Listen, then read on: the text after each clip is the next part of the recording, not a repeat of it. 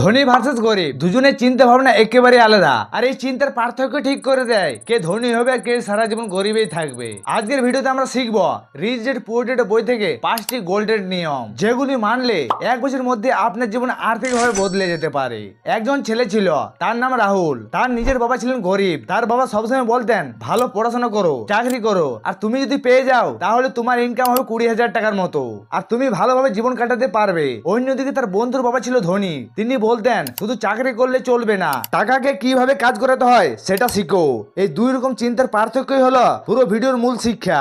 Lesson number 1, টাকার জন্য কাজ নয়, টাকা যেন আপনার জন্য কাজ করে। আজকের দিনে যারা গরিব তাদের বাবারা একটাই চিন্তা করে যে আমার ছেলে ভালো চাকরি পেলে মানে ভালো জীবন হয়ে যাবে। অন্যদিকে কোনো ধনী পরিবারের কোনো ছেলেকে আজ পর্যন্ত চাকরি করতে দেখেছো? কিছু কিছু লোক আছে যারা করে, কিন্তু অধিকাংশ লোকই করে না, কারণ তার বাবারা বলে চাকরি দিয়ে শুরু করা যায়, কিন্তু ধনী হতে হলে ইনভেস্টমেন্ট একেবারে জরুরি। আর মূল শিক্ষা হলো শুধু বেতনই নয়, ইনভেস্ট থেকে কিছু আয় করতে শিখুন।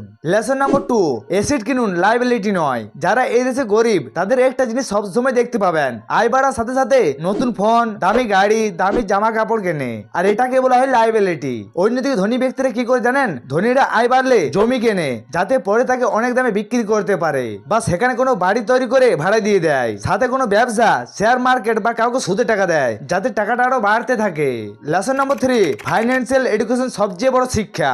স্কুল বা কলেজে আমাদের শেখানো হয় কিভাবে চাকরি করতে হয়, কিন্তু কোনোদিনও শেখানো হয় না টাকাকে কিভাবে ম্যানেজ করতে হয়। অন্যদিকে ধনী ব্যক্তিরা বলতেন তাদের ছেলেদেরকে কিভাবে অ্যাকাউন্টিং, ইনভেস্টমেন্ট আর ট্যাক্স এর কাজে লাগা যায়, যাতে তাদের ব্যবসা করতে সুবিধা হয়। আর এখানে মূল কথাটি হলো টাকা উপার্জনের আগে টাকার নিয়ম বোঝা জরুরি। লেসন নাম্বার 4, রিস্ক নিতে শিখুন। যারা আজকের দিনে গরিব বা মধ্যবিত্ত আছে তাদের ফ্যামিলি সবসময় একটা কথা বলে যে রিস্ক নিলে সব হারিয়ে যাবে, মানে তাদের ছেলে মেয়েদেরকে এমন ভাবে শিক্ষা দেয় যাতে তারা কোনোদিনও রিস্ক না নেয়, আর এরাও তাদের বাচ্চাদের দিয়ে থাকে, মানে তাদের ফ্যামিলি এইভাবে চলতে থাকে। অন্যদিকে ধনী ব্যক্তিরা তাদের ছেলেদেরকে বলতেন, রিস্ক না নিলে সুযোগও আসবে না কোনোদিন। যদি তুমি রিস্ক নাও তাহলে তুমি কিছুতে শিক্ষা পাবে, মানে তুমি যদি হেরে যাও তাহলে তুমি বুঝতে পারবে কেন তুমি হেরে গেলে, পরের বারে আরো ভালো করার চেষ্টা করবে।